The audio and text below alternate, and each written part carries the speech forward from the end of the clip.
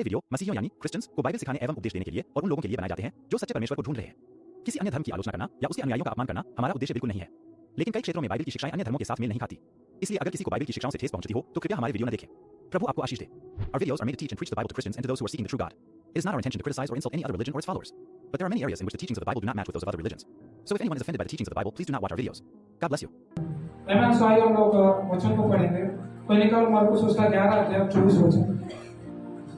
इसीलिए मैं तुमसे कहता हूँ कि जो कुछ तुम प्रार्थना करके मांगो तो प्रतिति कर लो कि तुम्हें मिल गया। आमीन। बाइबल क्या कहती है यहाँ पर? आगे पढ़िए। और तुम्हारे लिए हो जाएगा। आमीन। तो ये आज के मेरे संदेश का बोलना एक मेन वचन है जिसके द्वारा मैं आपसे बात करना चाहता हूँ। अगर आप पूरी स्टोरी को पढ़ोगे तो यहाँ पर आप एक अंजीर के पेड़ का बोलते ना उदाहरण देख सकते हो कि यीशु ने एक अंजीर के पेड़ को कैसे श्राप दिया और उसका जो अंजीर का पेड़ है उसके साथ क्या होगा कोई बताएगा? मैं अकेला प्रचार नहीं करना चाहता लेकिन मैं चाहता हूँ आपको मुझसे बातें करें। उस पेड़ के साथ क्या हुआ?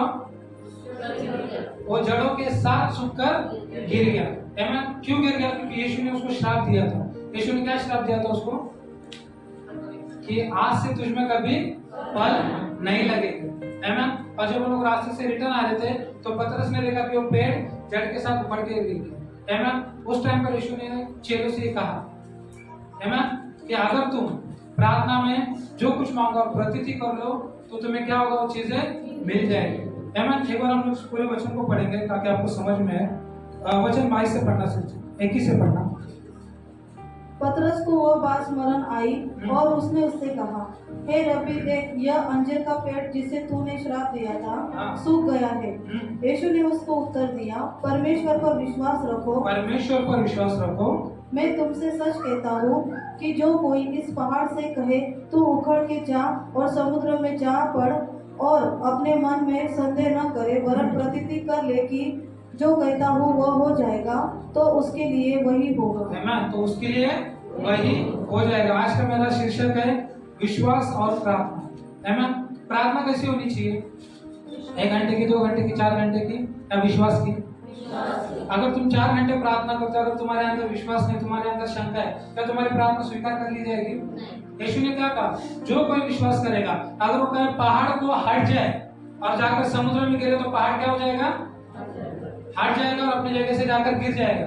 यहाँ पर यीशु उस पहाड़ की बात नहीं कर रहे जिसे हम देखते हैं। यहाँ पर यीशु बात कर रहे हैं उस पहाड़ की जो हमारे जीवन में हमें बोलते ना मुसीबतें पहाड़ जैसी दिखती है। कई बार बोलते ना प्रॉब्लम को देखकर हमारा विश्वास क्या हो जाता है? डगमगा जाता है। और जब हम लोग प्रॉब्लम्स को देखकर हम लोग प्रार्थना करना छोड़ देते हैं। हम समस्या को देखने के बाद क्या करते हैं?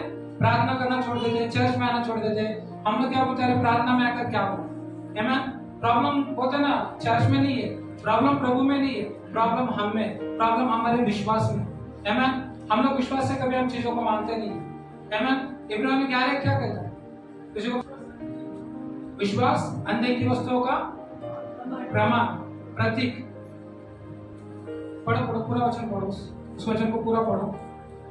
इब्राहिम का लेकर बहुत सुंदर कहता है, अब विश्वास आशा की वस्तुओं का क्या है?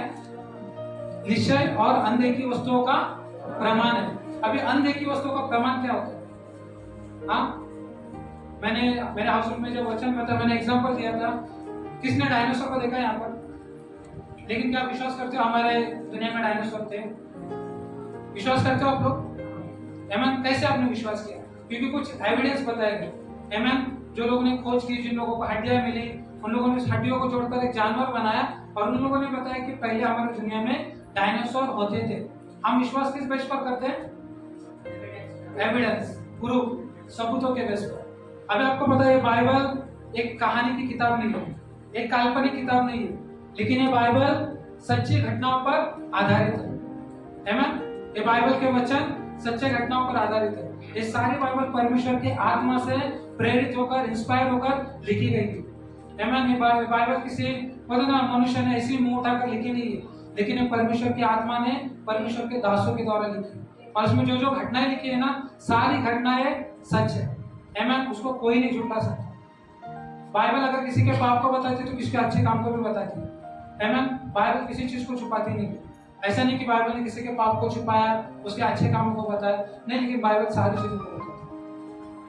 अब हमारे ऊपर चुनाव है कि हम किस चीज पर विश्वास करते हैं। आप क्या विश्वास करते हैं? अगर आप विश्वास करते हो, अगर आप प्रार्थना करते हो और अपने मन में अगर आप शंका करते हो, तो क्या लगता है आपको, आपकी प्रार्थना स्वीकार की जाएगी? की जाएगी क्या? कितना लोगों को लगता है कि प्रार्थना स्वीकार की जाएगी? किसी को नहीं लगता। जब हम प्रार्थना करते हैं तो हमारे अंदर सबसे पहला डाउट आता है कि क्या हमारी प्रार्थना स्वीकार होगी। आमीन। आपका विश्वास कितना है आपको पता है। आमीन। कई लोग विश्वास करते हैं 1000 रुपए के लिए, कई लोग करते हैं 10,000 के लिए, कई लोग करते हैं लाखों के लिए। जितना जिसका विश्वास उसको उतना ही मिलेगा। आमीन। अगर आपका विश्वास छोटा है तो आपको छोटी चीजें मिलेगी। अगर आप विश्वास करते हो गरीबी में, तो मैं आपको बताऊं जिंदगी में गरीबी में रहोगे। अगर आप विश्वास करते हो बोलते ना आगे बढ़ने में, आशीर्वाद होने में, तो परमेश्वर आपका आशीर्वाद जरूर करेगा। कई लोगों को बीमारियां पसंद है। आमीन। अगर छोटा सा कुछ होता है, बीपी लो जाता है, उन लोग डायरेक्ट बोलते ना बड़ी बड़ी बातें बोलना स्टार्ट कर देते हैं। अभी ये हो जाएगा, वो हो जाएगा, चक्कर आएगा, गिरेगा, एडमिट करना पड़ेगा, ऐसा होगा, वैसे होगा। बाइबल कह देती है पता है कि तुम्हारे जबान में क्या है? तुम्हारे जबान में जीवन और मृत्यु है, जो तुम बोलोगे तुम्हारे लिए होगा। नीति वचन क्या कहता है? जो इसका फल खाना चाहता है ना, वो बोलकर दे। अगर आपको उसका फल भोगना, फल खाना है, तो आप बोलकर देखो। अगर आप बोल के देखोगे तो आपको बोलते हैं ना उस चीज का परिणाम पता चलेगा। आपको पता है साइंटिस्ट लोगों ने एक उदाहरण के तौर पर कुछ चीजों को किया। 2-3 पेड़ उन लोगों ने लगाए और एक पेड़ को श्राप दिया, एक पेड़ से नॉर्मल बातें की और एक पेड़ से एकदम अच्छी बातें की। आपको पता है तीनों पेड़ को सेम पानी दिया गया, सेम रोशनी में रखा गया, लेकिन जिस पेड़ को श्राप दिया गया था ना, वो सूख कर मर गया। जिससे नॉर्मल बातें की गई थी ना, वो अपने सबसे बढ़ता गया, लेकिन जिसको आशीर्वाद दिया, जिससे अच्छी बातें बोली गई ना, वो जल्दी बढ़, उसमें जल्दी फल जाता है। आपको पता है पेड़ भी बोलते ना समझते हैं भाषा, हम तो इंसान। आप कई बार अपने बच्चों को बोलते हो कि ये बोलते ना डब्बू है, इसको कोई कुछ नहीं आता, ये फेल हो जाएगा, जिंदगी में आगे नहीं बढ़ेगा। आपको क्या लगता है आपके बच्चे आगे बढ़ेंगे? क्यों? क्योंकि आप खुद अपने बच्चों को श्राप दे रहे हो। आप खुद अपने बच्चों को कहां पर ढकेल रहे हो? कहां पर ढकेल रहे हो? गरीबी में, बेदारी में। और इसके लिए जिम्मेदार कौन होगा? आप लोग होंगे। आमीन। अभी आपको पता है एक चीज, जो गरीब आदमी जब अचानक से अमीर बनता है ना, वो ज्यादा दिन तक अमीर नहीं रहता, वो वापस गरीब बन जाता है। क्यों? क्योंकि उसके ऊपर श्राप होता है। आपको एक आदमी ने 7 करोड़ रुपए जीते थे केबीसी में, वो बोलते ना कुछ साल के बाद वापस उसी घर में आया और उसी भी धंधे में आ गया जिसमें से वो निकला था। 4-5 साल में उसकी बोलते ना पूरी परिस्थिति वापस वैसी हो गई जैसी पहले थी। क्यों? क्योंकि उसके जीवन के ऊपर श्राप था और उसी में से बाहर निकला था। अभी आप आपके आने वाली पीढ़ी को क्या देना चाहते हो? जिस चीज से आप गुजर रहे हो वही चीज या कुछ और चीज क्या देना चाहते हो? ये आपके ऊपर है ना। अगर आप विश्वास करते हो तो आपको परमेश्वर बड़ी बड़ी चीजों को दिखाएगा। अगर आप विश्वास करते हो तो परमेश्वर आपको बड़ी बड़ी चीजों पर अधिकारी बनाएगा, है ना। हम लोग के ऊपर ना बोलते ना हमारे पास विश्वास ही नहीं है, हम लोग किस चीजों पर विश्वास नहीं करते। हम भाड़े से रहते ना, हम लोग प्रार्थना नहीं करते कि प्रभु हमें खुद का घर दे, हम नया भाड़े का घर बनाते। हम विश्वास नहीं करते प्रभु अगर हमारे अकाउंट में पैसा नहीं है ना, नहीं रहने दे। कितने बार आप विश्वास से अपने अकाउंट पर हाथ रख के प्रार्थना करते हो? कितने बार अपने जॉब के लिए प्रार्थना करते हो? कितने बार आप अच्छे जॉब के लिए प्रार्थना करते हो, अच्छे भविष्य के लिए प्रार्थना करते हो? नहीं करते हम। और उसके बाद हम दोष किसको देते हैं? किसको देते हैं? परमेश्वर। जब हम प्रार्थना करते हैं हम बड़ी बड़ी चीजों के लिए प्रार्थना नहीं करते, हम प्रार्थना किस चीज के लिए करते हैं? छोटी छोटी चीजों। आपको पता है लोगों के ना कैंसर चंगे हो जाते हैं, कैंसर परमेश्वर के ऊपर से में लगे लोग ठीक हो जाते, खड़े होकर चलने लगते। हम लोग अभी भी उसी बीपी को शुगर को लेकर चल रहे। क्यों? अभी भी हमारे अंदर वही प्रॉब्लम है जो हम लोग ने वो ना 10 साल पहले हमारे अंदर। क्यों? क्यों? कोई बताएगा? विश्वास की कमी। आपके लिए प्रार्थना की भी जाती है, आप प्रार्थना भी करते हो, लेकिन कहीं ना कहीं आपको डॉक्टर के ऊपर, आपकी दवाई के ऊपर और आपके शरीर के ऊपर ज्यादा आपको विश्वास है। आपको पता है यीशु ने पतरस को एक झील के किनारे भेजा एक मछली को पकड़ने के लिए। कितने लोगों को स्टोरी पता है? पता है? कोई निकालो मत्ती 17 उसका 27 से देना पड़ेगा। मैं आपको कुछ विश्वास की बातें बताना चाहता हूँ। 17 अध्याय उसका 27 वचन।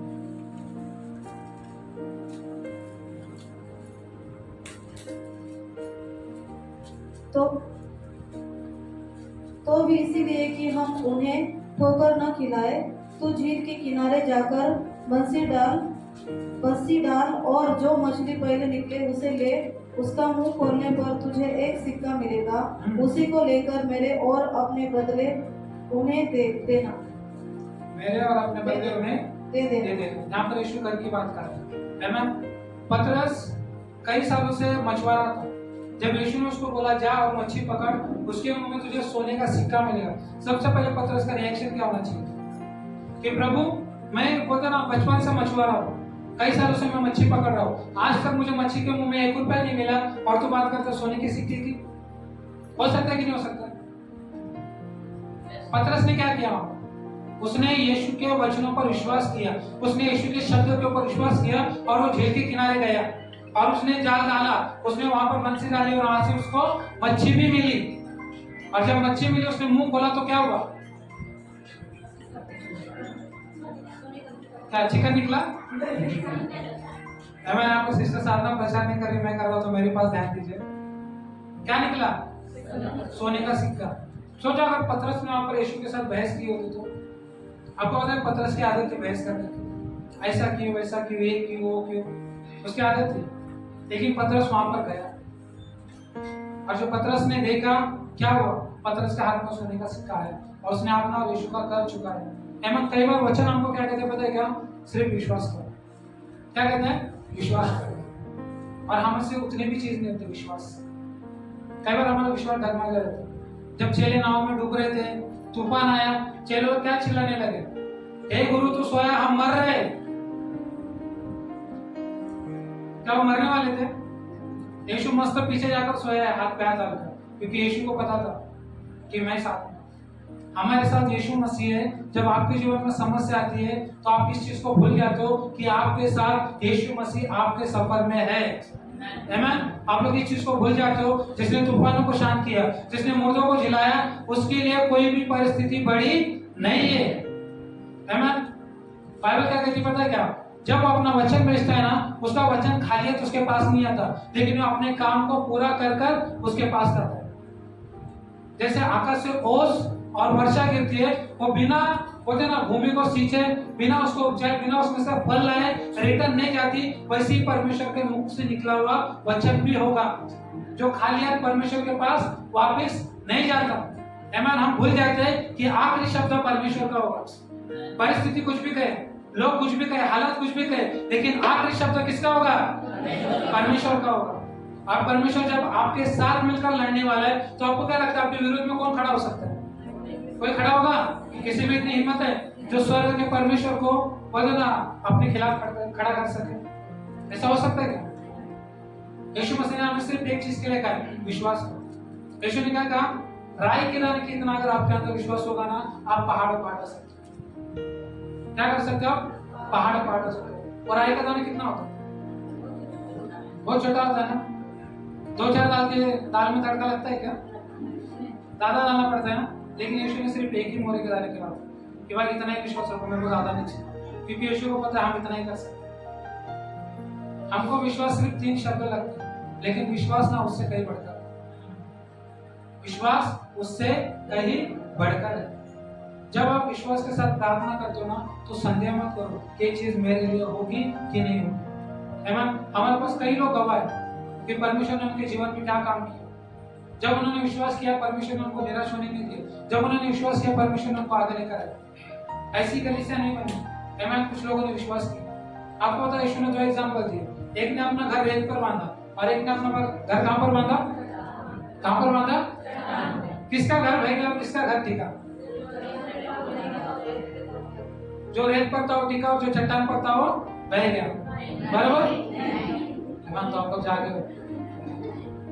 यीशु ने एग्जांपल क्यों दिया, उदाहरण क्यों दिया?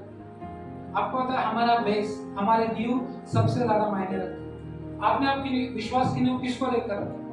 पास्टर को देखकर रखी, चमत्कार को देखकर रखी, लोगों को देखकर रखी, या यीशु मसीह को देखकर? अभी तो सब लोग को, लेकिन जब परिस्थिति आएगी तो पता चलेगा। जब लोग आपके बारे में कुछ बोलेंगे तो पता चलेगा।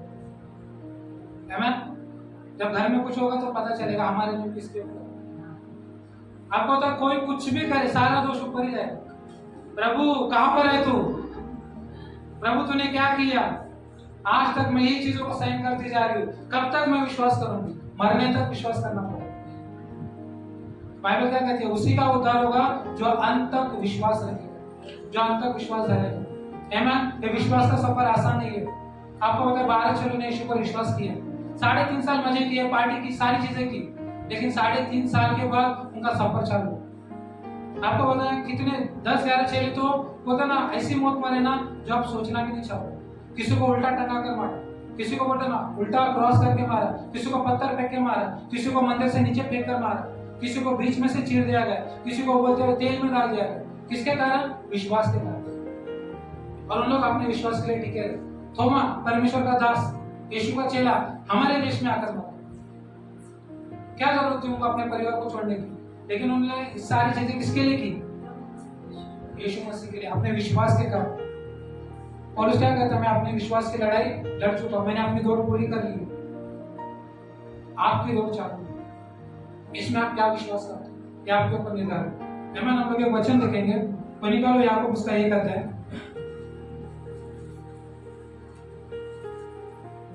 जिस इंसान के अंदर शंका वो इंसान कैसा है याकूब हमें बताता है। एक आते उसका 6 और 7 वचन पढ़े।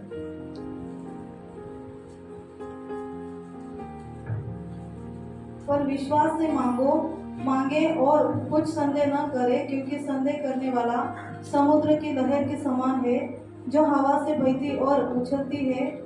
ऐसा मनुष्य यह न समझे कि मुझे प्रभु से कुछ मिलेगा। इतना लोगों ने वचन सुना, आप पर आपको क्लियर बात करते हैं, तो घुमा फिरा कर बात नहीं करते, जलेबी की तरह गोल गोल ले, क्लियर बात। जिससे पढ़ो वापस 7 वचन।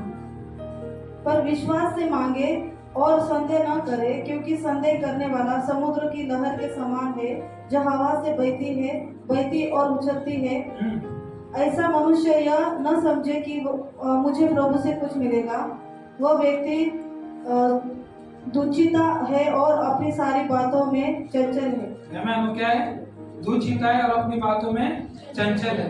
आमीन। जिसका मन बोलते ना 2 नाव पर है, वो परमेश्वर पर कभी इस चीज पर विश्वास ना करे कि परमेश्वर उसको कुछ देगा। आमीन। यीशु ने क्या कहा? एक व्यक्ति 2 स्वामी की सेवा नहीं कर सकता, तो एक को खुश करेगा, एक को दुखी करेगा, एक से ज्यादा प्यार करेगा, एक से कम प्यार करेगा। आमीन। यीशु मसीह ने यहाँ पर अपना याकूब ने यहाँ पर क्या बताया कि वो व्यक्ति लहरों के समान, जो हवा के साथ क्या होती है, यहाँ पर वहां पर बहती रहती है। ऐसा व्यक्ति जिसका विश्वास कमजोर है, जो परमेश्वर पर विश्वास नहीं करता, जिनके अंदर शंका होती है, डाउट होते हैं, वो व्यक्ति कभी भी एक जगह पर स्थिर नहीं रह सकता। आपको पता है जो चीज स्थिर रहती है ना वो बढ़ती है। पेड़ को अगर आप एक दूसरे जगह पर चेंज करते हो, पेड़ बढ़ेगा क्या? बढ़ेगा क्या? जो इंसान खेती करते हैं, बीज डालने के बाद वो सारी खेती को निकाल कर दूसरी जगह वापस लगाते क्या? लेकिन वो क्या करते हैं? इंतजार करते हैं, बढ़ने का इंतजार करते हैं। क्यों? क्योंकि उनके अंदर विश्वास है, जो मैंने बीज डाला है वो बीज उगेगा और उसमें से मेरे को क्या मिलेगा? भोजन मिलेगा। आप जो प्रार्थना करते हो, प्रार्थना ना बीज के समान है, जो आप ना स्वर्ग में और स्वर्ग की भूमि में ना बोते हैं, और वो एक दिन जरूर फल लेकर आएगा। आपको पता है किसी परमेश्वर के दास ने कहा कि स्वर्ग में ना बहुत बड़ा स्टोर रूम है, जो आपने प्रार्थना की है ना उसका उत्तर वहां पर रखा गया, और स्वर्ग तो इंतजार कर रहे सही टाइम का, सही वक्त का, कि कब सही टाइम आए, आप अपना विश्वास स्थिर करो और वहां से आपके प्रार्थना का उत्तर। आपको पता है हर एक चीज का टाइम होता है, हर एक होता ना ऋतु में फल फलते हैं।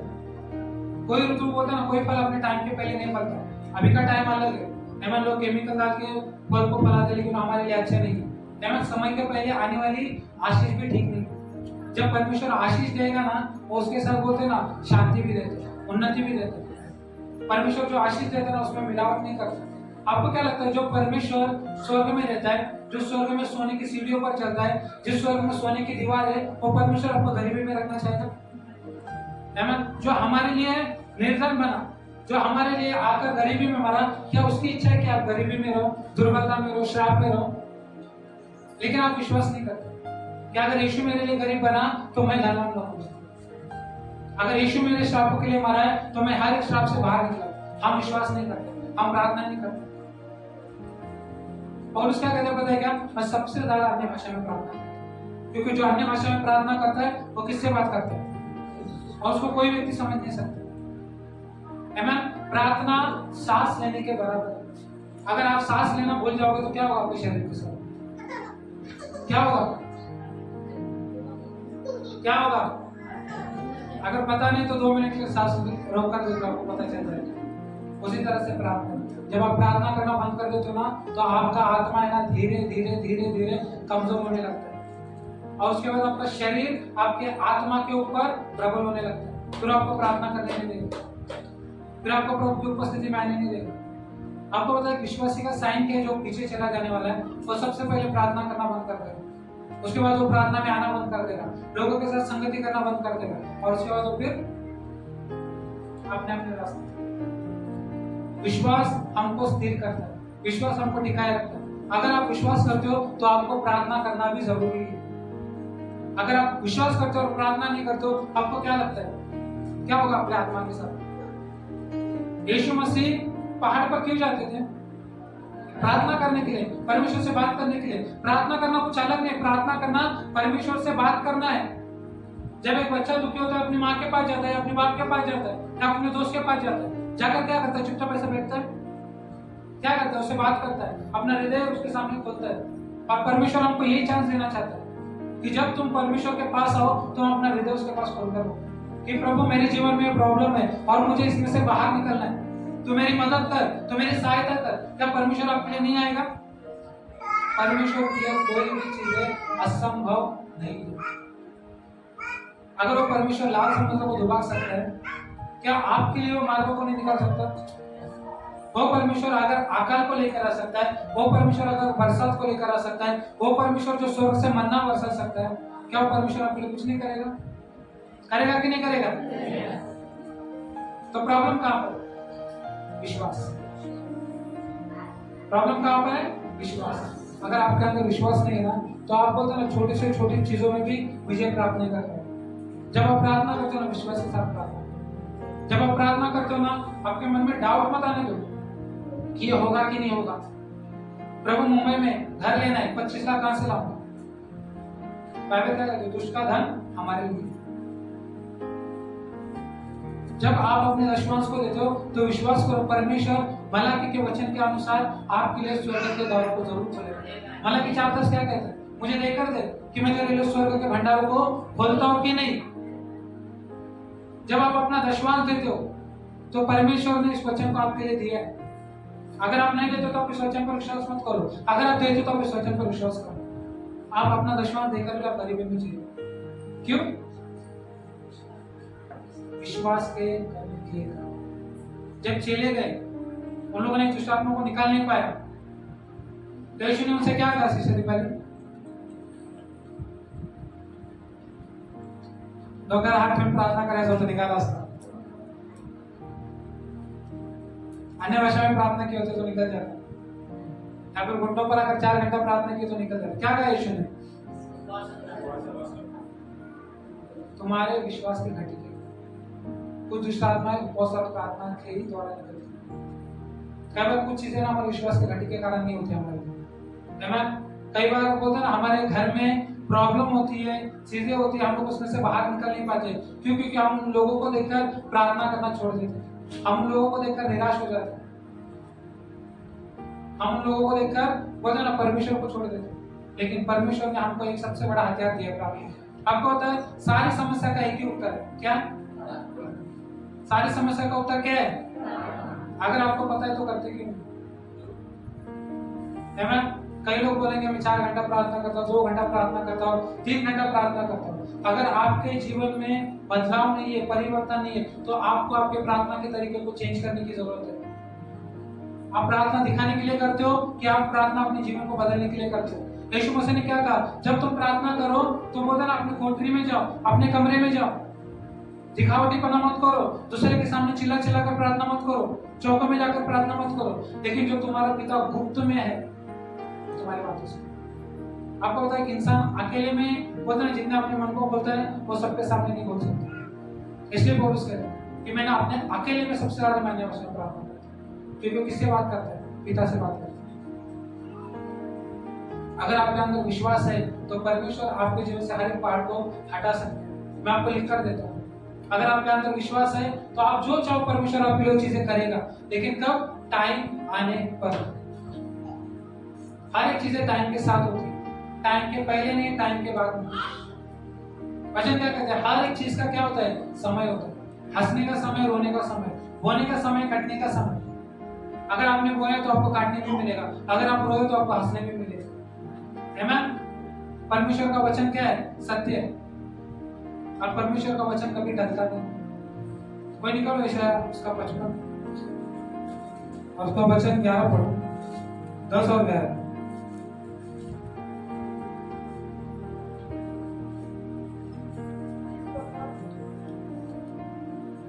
जिस प्रकार से वर्षा और हिम आकाश से गिरते हैं और वहाँ यो ही लौट नहीं जाते, वरन भूमि पर पड़कर उपज उपजाते हैं, जिससे बोने वाले को बीज और खाने वाले को रोटी मिलती है। यहाँ पर पहला एग्जाम्पल किसका है?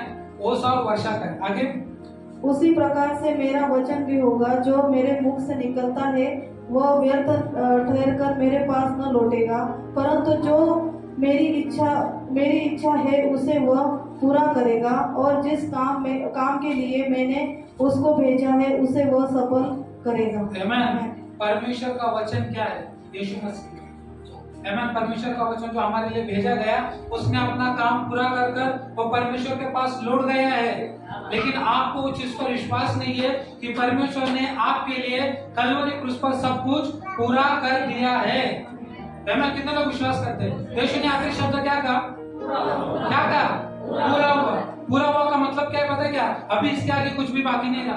अभी इसके आगे तुम श्राप में नहीं जियोगे, इसके आगे तुम गरीबी में नहीं जियोगे, इसके आगे तुम बीमारी में नहीं जियोगे, इसके आगे तुम्हारा भाग दुर्बलता नहीं है, इसके आगे तुम्हारा भाग बोलते ना, वो पीड़ा नहीं हो, दारिद्रता नहीं है, वो आंसू नहीं है, लेकिन इसके आगे तुम्हारा भाग क्या है? आशीर्वाद, चंगाई, जो यीशु मसीह ने कलवरी क्रूस पर पूरा कर दी है। उसने हमारे श्रापों को ले लिया। अभी ये मत सोचो कि गरीबी का श्राप हमारे ऊपर है, बीमारी का श्राप हमारे ऊपर है, पीढ़ी का श्राप हमारे ऊपर है। विश्वास करो कि यीशु मसीह ने सब कुछ पूरा कर दिया है। आपको पता है जब हम विश्वास नहीं करते ना तो हम उन चीजों के हकदार बन जाते हैं जो हमारे लिए नहीं।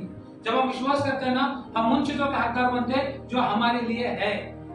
आमीन। हम नए वाचा के लोग हैं। कितने लोगों को विश्वास है कि आप नए वाचा के लोग हैं? परमेश्वर ने वो सारी पुरानी बातें, वो सारी पुरानी चीजें जो हमारे जीवन में थी उसको क्या किया? पूरी तरह से कलवरी क्रूस पर खत्म कर दिया है। लेकिन हम उन चीज पर विश्वास नहीं करते। बाइबल क्या कहती पता है कि एलिया हमारे समान दुख सुख भोगी मनुष्य था, और जब उसने प्रार्थना की तो 3.5 साल मेंह बरसी, और जब उसने प्रार्थना की उसके बाद अकाल भी आया। आमीन। हमारी प्रार्थना है आकाश को रुका सकती है, हमारी प्रार्थना है वर्षा को गिरा सकती है, लेकिन आपको उस प्रार्थना का लेवल होना चाहिए। अगर आपके अंदर उतना प्रार्थना का बोलते ना कैपेसिटी है, आपका उतना बोलते ना लेवल स्तर है, तो परमेश्वर आपके लिए जरूर करेगा। आमीन। जो बड़े बड़े पास्टर जिनके ऊपर अभिषेक है, पास्टर बेनी इनको ले लो। वो जब आते हैं परमेश्वर की उपस्थिति ऐसी आती है ना, लोगों के अंदर से बीमारियां ऐसी निकलकर भागती है। क्या पास्टर बेनी करते हैं? कौन करता है? वो भी एक मनुष्य है ना। अगर उस मनुष्य को परमेश्वर इस्तेमाल कर सकता है तो परमेश्वर आपको क्यों नहीं इस्तेमाल करेगा? कैथरीन कुलमन परमेश्वर की सबसे बड़ी दास है। आमीन। उनके जैसा आज तक कोई नहीं हुआ। जो पास्टर बेनी है ना उनके चर्च में जाते थे, जब वो निकलते थे ना बाहर रास्ते पर लोग ऐसे ही गिर जाते थे, इतना महान अभिषेक लेकर चलते थे। वह स्त्री थी आपके जैसे। आप लोग खुद को दुर्बल समझते हो, आप खुद को कमजोर समझते हो। आप क्या बोलते हो? मेरा सपोर्ट के लिए कोई नहीं है, मेरा सहारा कोई नहीं है, मेरे आगे पीछे कोई नहीं है, मेरे ऊपर कोई नहीं है, मैं कैसे आगे जाऊंगी? परमेश्वर आपके साथ है। क्या आप विश्वास करते हो? अगर परमेश्वर आपके साथ है, क्या परमेश्वर आपको आगे लेकर नहीं जाएगा? आपको तो सारी चीजों में आपको अनुग्रह की जरूरत है, और परमेश्वर ने सबसे पहले हमें दे दिए। जब हम पापी थे, जब मंदिर में बोलते ना बलिदान चढ़ाया जाता था, उस टाइम पर हमारे पास वो अधिकार नहीं था कि हम परमेश्वर की उपस्थिति में जाए, परमेश्वर को भेंट चढ़ाए। लेकिन जब प्रभु यीशु ने अपना प्राण दिया तो मंदिर का पर्दा 2 भागों में फट गया। वो क्या दिखाता है कि मैं अभी तुमको अधिकार देता हूँ कि तुम मेरे उपस्थिति में आ सकते हो, तुम मेरे उपस्थिति में डायरेक्ट आ सकते हो, मेरी आराधना कर सकते हो। वो परमेश्वर जितना महान है जिसकी उपस्थिति में कोई टिक नहीं सकता, खास करके पाप के साथ।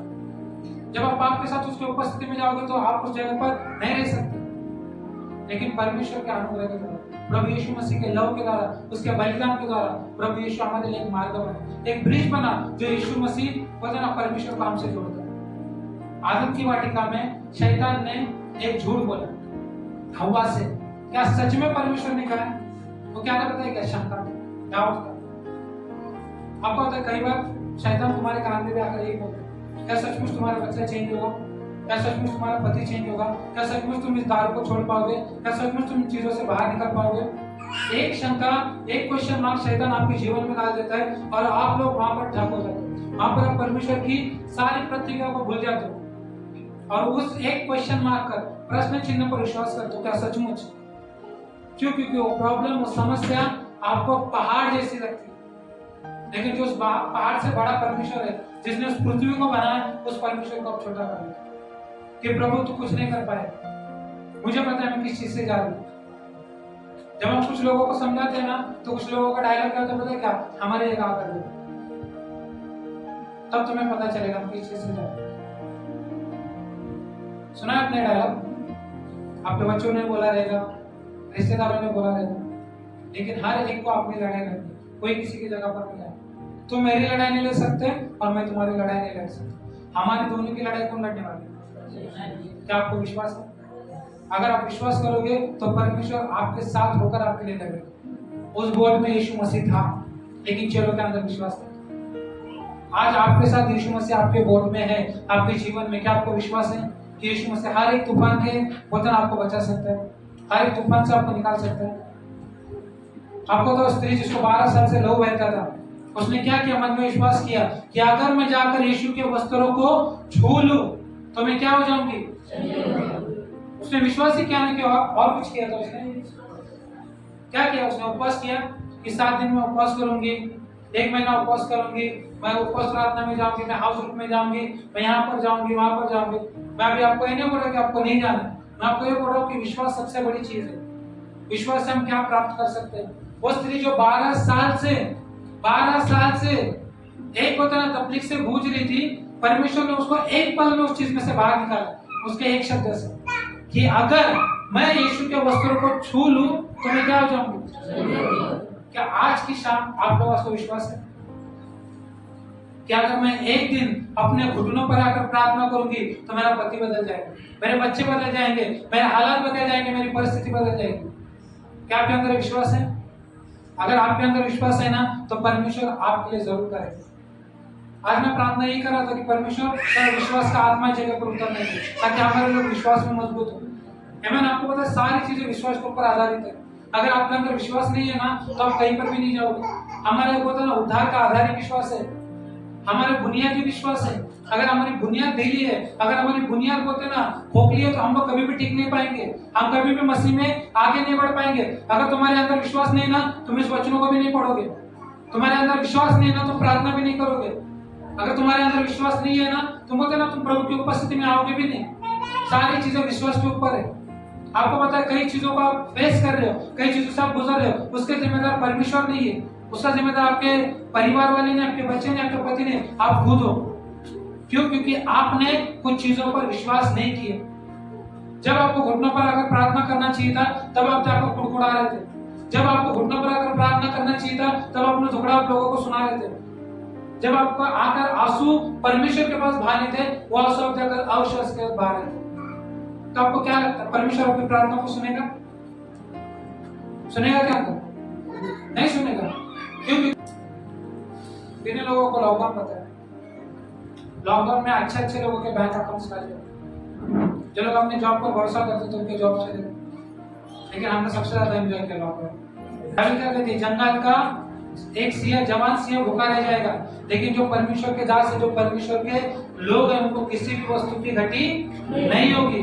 क्यों नहीं होगी? क्योंकि उनका भरोसा परमेश्वर पर। जितनों ने उसकी ओर देखा उनका मुंह कभी काला नहीं हुआ। राजा दाऊद क्या कहता है, मैं अपनी आंखें पर्वतों की ओर उठाता हूँ, मेरी सहायता कहां से आती है? यहोवा परमेश्वर की ओर से आती है, जो आकाश और पृथ्वी का करता है। आमीन। राजा दाऊद कहते हैं, सुन तेरा रक्षक कभी सोता नहीं, कभी वो ऊँगता नहीं, वो हमेशा तुमको देखते रहता है। लेकिन प्रॉब्लम क्या पता है कि आप उसको देखते नहीं रहते, आप अपने आंखें उसकी ओर उठाते नहीं हो, क्योंकि आपकी सहायता कहीं और से आती है, परमेश्वर की ओर से नहीं आती। जब आपके जीवन में प्रॉब्लम आती है, आप सबसे पहले कहां पर भागते हो? ये आपके विश्वास को ये आपके विश्वास को दिखाता है। जब आपके पास पैसों की कमी होती है, आप किसके पास भागते हो? जिसके पास सबसे ज्यादा पैसे, कि भाई मेरी मदद कर।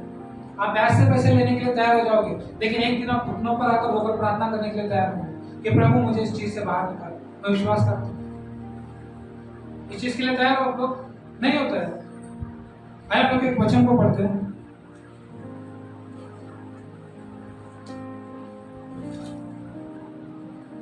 निकालो याकूब 2 अध्याय और उसका 20 वचन।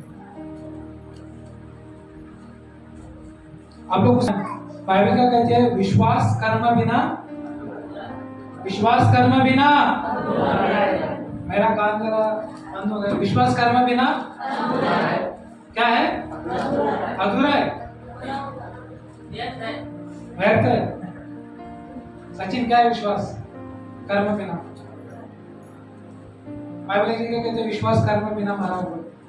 अगर विश्वास करते हो लेकिन आप कर्म नहीं करते, आप कार्य नहीं करते, तो क्या है? आपका विश्वास मरा हुआ है। इसका मतलब विश्वास करते हो लेकिन आप उसके होता ना कर्म नहीं कर रहे हो।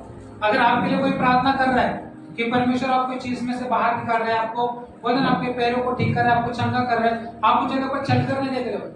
क्यों? क्योंकि आपको आपके शरीर पर ज्यादा विश्वास है। मेरे को पता है जब तक मैं बीपी की गोली खाऊंगी नहीं तब तक मेरे बॉडी से धक जाएगी।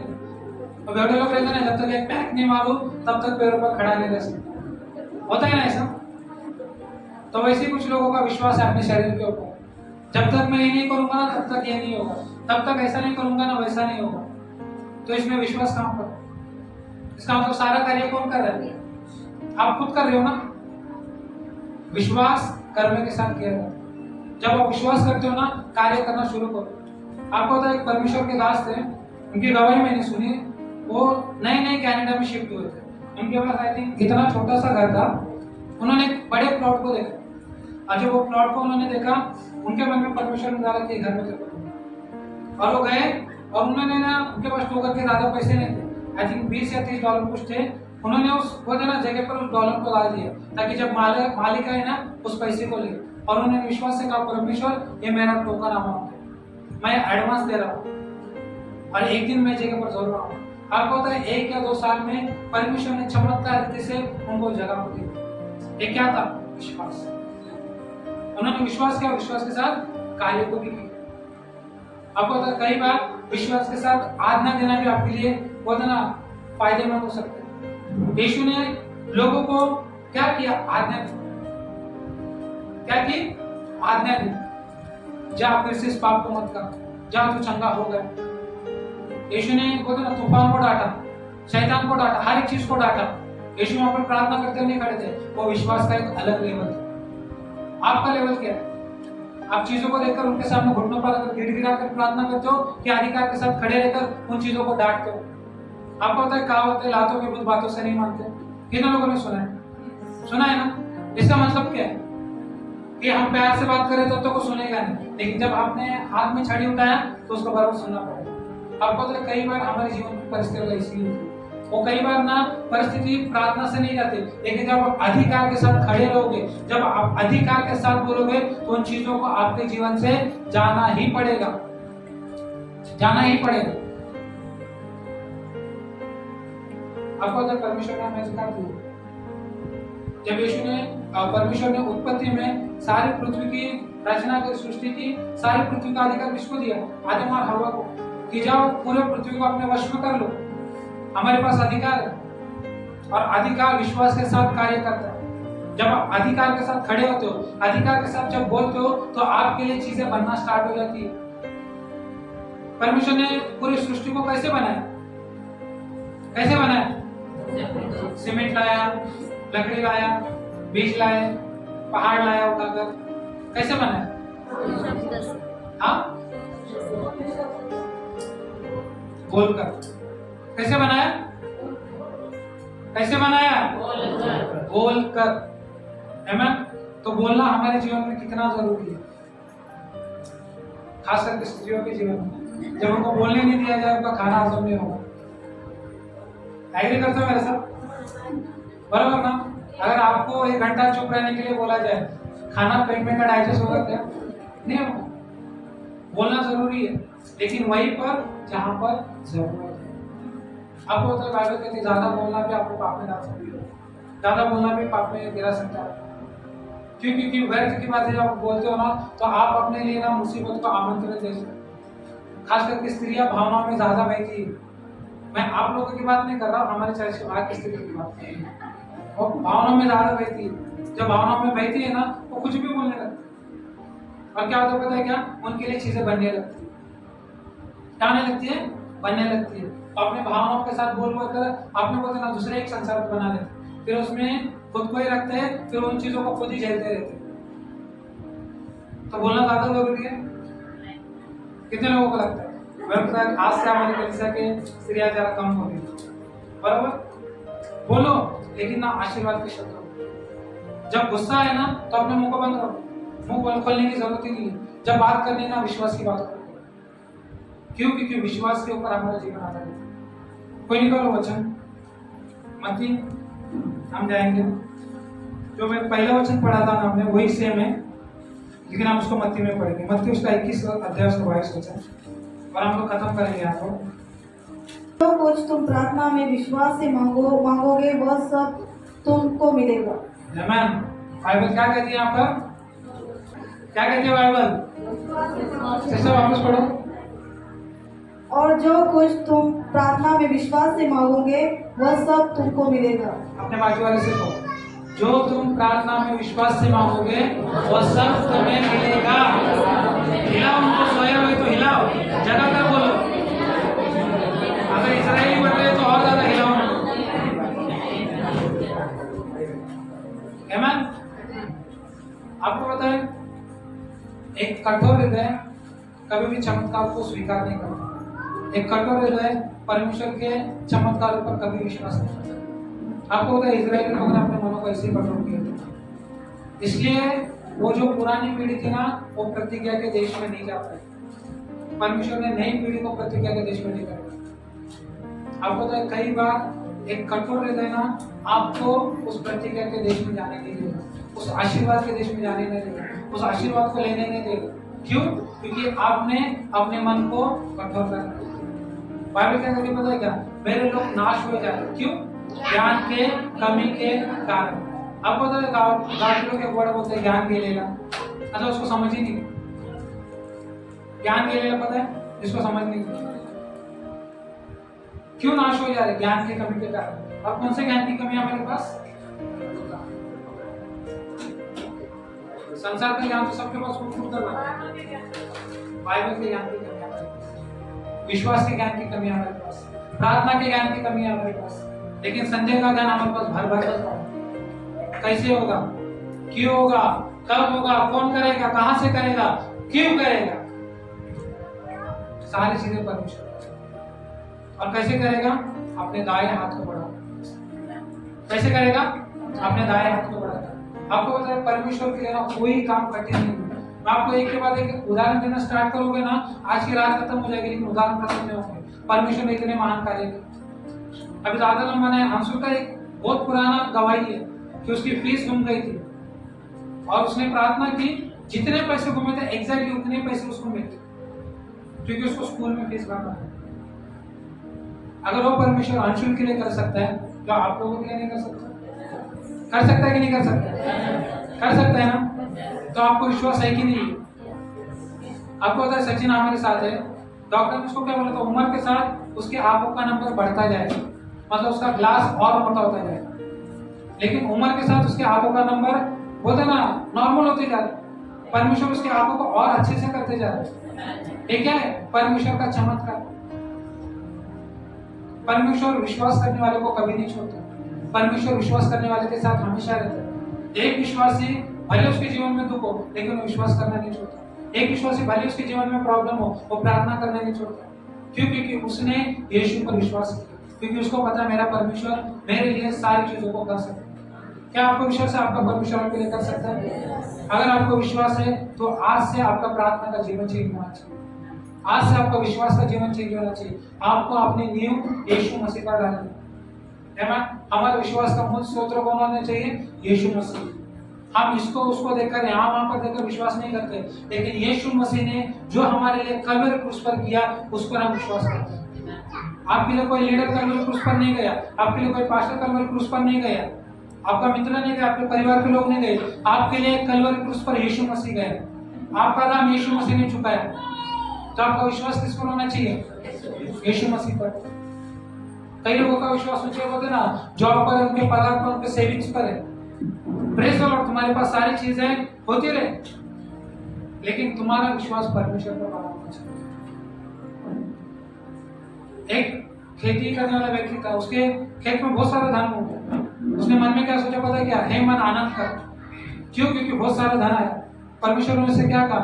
आज रात को अगर मैं तेरे प्राणों को निकाल दूं तो धन का क्या होगा? क्या होगा? कुछ कर सकता है?